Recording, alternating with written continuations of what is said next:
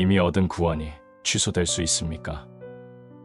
말씀에 관한 것 중 제일 많이 하게 되는 궁금증은 내가 정말 구원받았을까 하는 것과 혹시 내가 구원에서 제외될 수도 있지 않을까 라는 궁금증일 것입니다.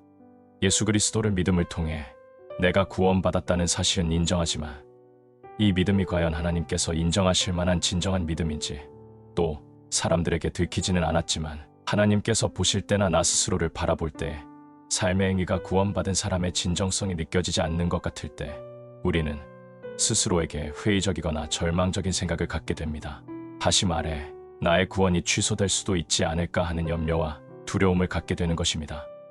또 성경을 읽다 보면 예수를 믿은 후에 죄를 지으면 마치 구원이 취소되는 것처럼 진술된 구절들이 제법 있습니다. 실제로 아주 성실히 신앙생활을 하며 믿음이 좋아 보이던 신자가 하루아침에 세속적으로 타락하여 교회 출석을 중지하는 일도 종종 보게 됩니다. 목회자들이나 신자들 중에는 그런 이들의 예를 들어서 구원을 얻고도 죄를 지으면 구원은 취소되고 심판받는다라고 가르치는 경우가 적지 않습니다. 과연 성경의 진리는 무엇일까요? 결론부터 말씀드리면 정말로 하나님께서 예정하셨고 택하셔서 성령의 역사로 거듭나 예수님을 구주로 모신 자에게는 구원의 취소란 결코 있을 수 없습니다. 그럼에도 성경 여러 곳에서 구원의 취소를 말씀한다고 주장하는 자들이 있습니다. 그러면서 성경의 몇 구절들을 근거 구절로 내놓습니다. 하지만 그들이 공통적으로 범하는 오류는 그런 뜻처럼 보이는 구절만 따로 떼어내어 그 근거로 앞세운다는 점입니다. 그들의 본문 해석과 논리가 아무리 그럴싸해 보여도 시작부터 치명적인 잘못을 범하고 있는 것입니다.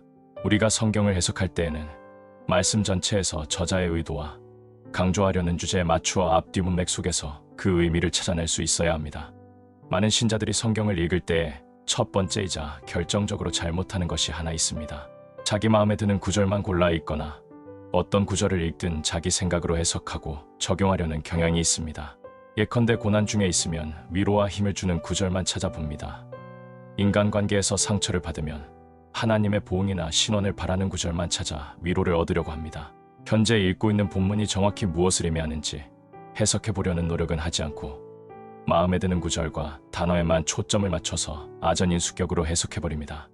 우리는 자기 주장을 옹호하기 위해서 비슷한 맥락의 구절을 찾아서 억지로 그 의미를 짜내려고 하지 말아야 합니다. 반드시 본문 자체의 뜻을, 즉 저자가 당시의 독자들에게 어떤 목적으로 말했는지를 밝혀내야 합니다. 이 말씀을 들어보십시오. 히브리서 6장의 말씀입니다. 한번 비춤을 얻고 하늘의 은사를 맛보고 성령에 참여한 바 되고 하나님의 선한 말씀과 내세의 능력을 맛보고 타락한 자들은 다시 새롭게 하여 회개케 할 수 없나니 이는 자기가 하나님의 아들을 다시 십자가에 못 박아 현저히 욕을 보임이라. 지금 이 말씀은 신자가 구원을 얻은 후에 죄를 지으면 구원이 취소될 수 있다고 주장하는 자들이 핵심 근거로 드는 구절입니다. 과연 그러한지 앞뒤 문맥의 뜻을 찾고 히브리서 전체 주제에 비추어 보겠습니다. 상기 본문은 언뜻 신자가 죄나 잘못을 범하면 구원이 취소된다는 의미인 것 같습니다. 그러나 이 말씀을 자세히 살피면 그 적용되는 대상이 구원받은 신자라고 확정해 놓지 않았습니다. 본문에는 타락한 자들이 경험한 네 가지를 묘사해주고 있습니다. 그들은 한 번 비춤을 얻었고 하늘의 은사를 맛보았고 성령에 참여한 경험이 있고 하나님의 선한 말씀과 내세의 능력을 맛보았습니다. 그들은 모두 일회성의 은혜를 받았다는 뜻이지 지속적으로 은혜 안에 거주한 것이 아닙니다. 첫 번째, 그들은 예수 그리스도의 참 생명의 빛에 한 번 비춤을 얻었습니다. 예수님을 끌고 올라갔던 골고다 십자가 현장의 로마 군병들도 지진과 그 되는 일들을 보고 심히 두려워하여 가로되 이는 진실로 하나님의 아들이었도다 라고 고백했습니다. 예수님의 영광의 광채가 분명히 그들의 심령에 비쳤기에 그런 고백을 할 수는 있었지만 그들이 거듭나서 구원을 얻은 것은 아니었습니다. 두 번째로 그들은 하늘의 은사를 맛보았습니다. 하늘의 은사란 하나님께서 주시는 선물을 뜻하는 것입니다. 하나님께서 교회와 성도에게 베푸시는 여러 모양의 귀한 선물 중에 무엇을 의미하는지는 분명하지 않습니다. 그럼에도 구원을 선물로 주셨다면 맛보는 것이 아닌 하늘의 은사를 받고라고 표현해야 타당합니다. 본질적으로 구원이란 맛만 보는 것이 아닌 먹음, 즉 섭취라는 의미의 취함이 되어야 온전한 구원인 것입니다. 셋째, 성령에 참여한 바 된 것은 성령의 은사를 체험한 것을 뜻합니다. 성령님께서 당신의 뜻대로 각 신자에게 나눠주시는 영적 선물을 의미하는 것입니다. 그런 은사를 받은 신자는 자연스럽게 또한 당연하게 교회와 다른 성도들에게 덕을 세우는 일로 은사를 사용하게 됩니다. 그런데 맛만 보았다는 것은 그런 사역을 한 적이 없으며 또 그렇다면 그러한 은사를 소유한 적도 없었다는 뜻이 되는 것입니다. 불치병을 앓는 불신자가 신유의 은사로 병을 낫는 기적을 체험하고도 막상 예수를 믿지 않는 경우로 말 그대로 단순히 성령의 역사에 참여만 한 것입니다. 네 번째로 하나님의 선한 말씀과 내세의 능력을 맛보고도 같은 맥락입니다. 마찬가지로 맛보고라는 용어를 사용했습니다. 하나님의 말씀의 은혜를 받고 주님이 재림하신다는 예언도 수긍했습니다. 불신자가 전도 집회에 와서 말씀의 찔림을 받고 마지막 날의 심판에 대해 두려운 마음을 가질 수 있습니다. 그럼에도 말씀대로 따르지 않고 특별히 종말론적 가치관에 따라 살지 않는다면 구원받은 신자라고 할 수 없습니다. 이처럼 히브리서 저자는 타락한 자들을 설명하면서 4번이나 단회성 내지 일회성을 의미하는 용어를 사용하였습니다. 한두 번도 아니고 4번이나 그랬다며 분명히 강조하려는 의도가 있는 것입니다. 무엇을 강조하는 것일까요? 그들은 모두 주님의 구원의 은혜 안에 완전히 들어와서 거하는, 즉 거듭나고 구원받은 신자가 아니었다는 것을 강조하려는 것입니다. 더 나아가 그들의 타락된 모습은 하나님의 아들을 다시 십자가에 못 박아 현저히 욕을 보이는 형태로 배교한다고 설명합니다. 온전히 구원을 받은 자라면 예수님의 은혜를 철저하게 부인하며 모욕하는 방식으로 거역하지 않으며 그럴 수도 없습니다. 히브리서 저자가 예수를 현저히 욕보인다고 강하게 표현한 의도는 그들이 고의적이고 철저하게 예수님을 대적했음을 드러내려는 뜻입니다.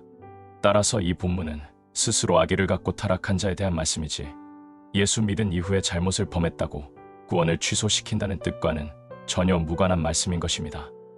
본문의 뜻을 더 정확히 알려면 히브리서를 저작하게 된 당시 상황부터 살펴야 하는데 그래야만 그 저작 동기와 강조하려는 주제가 분명해집니다. 먼저 서신을 받아 읽을 수신자들은 책 제목이 말하는 대로 유대인으로서 기독교로 개종한 자들입니다. 많은 유대인들이 예수님이 십자가에 죽고 사흘 만에 부활하자 구약에서 예언한 메시아임을 믿고 초대교회에 합류했습니다. 그들은 예수님과 동시대에 살았으므로 십자가 사건을 하나님의 역사로 인식했습니다. 생전에 주님의 가르침과 사역도 당신께서 하나님의 아들 되심을 입증해 주었습니다.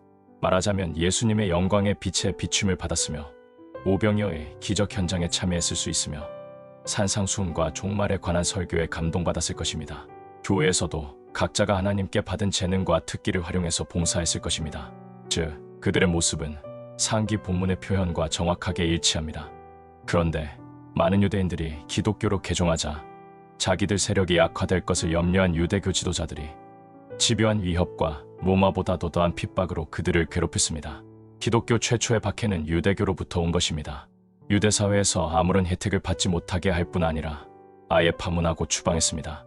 이방인처럼 구원받지 못할 죄인 취급했습니다. 이처럼 현실적인 핍박과 영적인 공격까지 유대 기독교인들에게 가해지자 서서히 다시 유대교로 되돌아가는 자들이 생겨났습니다. 히브리서는 초대교회 안에 이와 같이 동요하는 유대 기독교인들에게 예수와 십자가 복음의 충족성과 완전성, 유일성과 절대성에 대해 변증할 목적으로 저작된 것입니다. 당연히 예수님과 십자가 죽음을 구약의 제사장과 율법에 따른 제사와 비교하는 내용이 주를 이룹니다. 간단히 말해 율법에 따른 행위 구원은 틀린 것이므로 주님께서 십자가에서 완성하신 은혜의 구원 안에 머물러 있으라고 권면하는 책이 히브리서입니다. 자꾸만 율법을 따라야 구원을 얻을 수 있다는 교회 안팎의 유대주의자들의 주장과 위협에 흔들리지 말라는 것입니다. 만약 이 본문이 예수 믿은 후에 잘못을 범하면 구원이 취소된다는 의미라면 신자는 반드시 또 오로지 자신의 행위를 올바르게 세우는 일에 집중해야 한다고 해야 할 것입니다. 그럼 또 은혜 구원은 틀렸기에 다시 행위 구원으로 돌아가야 한다는 히브리서 전체가 힘써 금지하고 있는 권면과 정반대의 의미가 되고 마는 것입니다. 본문에서 타락한 자는 초대교회에서 신앙생활을 한 기독교인임에는 틀림없습니다. 그러나 현실적인 손해 내지 핍박이 두려워서 쉽사리 유대교로 재개종한 자들입니다.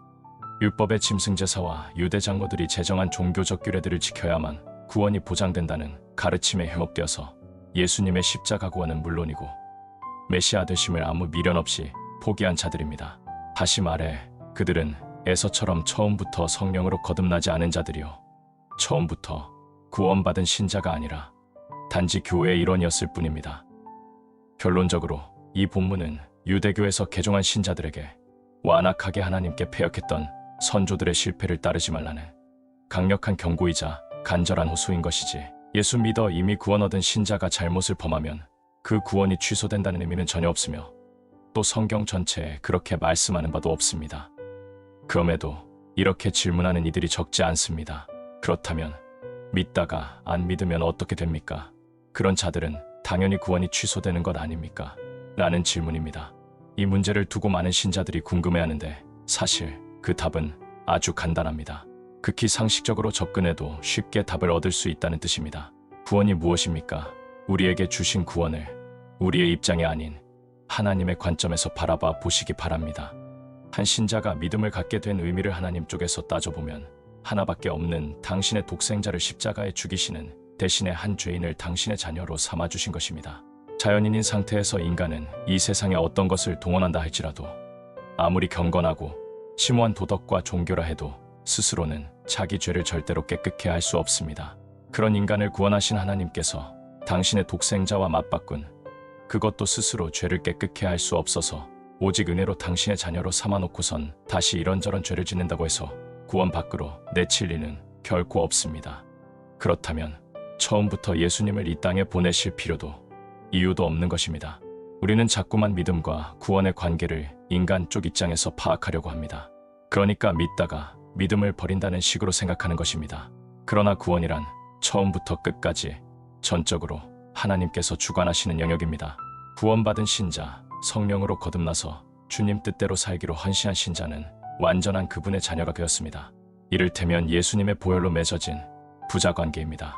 하나님께서 정말로 구원을 주신 신자라면 제 발로 구원 밖으로 나갈 수는 없는 것입니다. 그런데 믿음과 구원을 자꾸만 인간 쪽 시각에서 파악하고 이해하려고 하니 이런 의심이 생기게 되는 것입니다. 한 교회의 중직자가 오랫동안 아주 잘 믿고 주변의 칭찬과 존경을 한몸에 받다가 갑자기 죄로 타락해 교회 출석을 그만두었다고 해봅시다. 자신이 믿음을 걷어찬 것 같습니다. 그러면 우리는 그 사람 스스로 믿음을 걷어차고 구원 밖으로 나간 것 같이 생각합니다. 그러나 구원은 하나님만이 베푸시는 전적 은혜의 영역입니다. 믿음이란 그 은혜를 입은 자가 하나님 앞에 보여드리는 은혜에 대한 반응인 것입니다. 믿으면 구원을 얻는다고 해서 믿음이 구원의 전제 조건이 될 수 없습니다. 다시 말하지만 구원받은 후의 반응이 믿음입니다. 하나님의 은혜의 선물인 구원을 받기만 하는 것이 믿음입니다. 그게 아니라 교리에 대한 인간 쪽에서 동의, 분석, 판단, 결심 등을 거치는 과정은 사고 활동, 즉 눈에 안 보이지만 행동입니다. 남은 못 믿었는데 자기는 믿었기에 인간 쪽에서 구원받을 자격과 조건이 있는 행위 구원이 되어버립니다. 교회 생활은 구원 얻은 후에 생긴 믿음으로 반드시 또 1차적으로 행해야 할 신앙활동일 뿐입니다. 교회 활동이 구원과는 물론 믿음과 아무 연결고리가 없는 신자도 꽤 많습니다. 엄격히 말해서 신자가 아니라 교회의 멤버인 것입니다. 예수님도 다시 오시어 쭉정이와 알고 불에 태울 자와 그렇지 않은 자로 나눌 것이라고 했습니다. 그때까지는 아주 믿음이 좋고 구원받은 것 같았는데 스스로 박차고 나가는 자들이 항상 있을 것입니다. 요컨대 믿음을 선한 도덕적 행위나 경건한 종교적 관습으로 측정하거나 평가, 판단해서도 안 됩니다. 믿음은 방향의 전환으로 이해하셔야 합니다. 성품이 선하고 의로워지고 선행도 많이 해서 구원받은 것이 아닙니다. 단순히 의롭다 칭함을 받아 그분의 자녀가 되었기에 죄의 본성이 남아있고 계속 죄를 지을 수 있습니다. 죄를 안 짓는 지속적 선행이 믿음의 뜻이고, 그래서 구원 밖으로 나갔다는 식으로 설명한다면 틀린 것입니다. 한마디로 이 질문에 답변하자면 하나님이 구원 주신 자에게 취소는 없으며 인간의 눈에 그렇게 보이는 사람들은 처음부터 믿지 않은 것입니다. 엄밀히 말해 믿다가 안 믿으면 이라는 말은 기독교 신앙에선 틀린 말입니다. 믿음이 구원을 얻는 전제 조건이면 성립되지만 믿음이 구원 주신 은혜에 대한 반응이기 때문입니다. 결론입니다. 이미 주셔서 받게 된 구원에 취소란 있을 수 없습니다.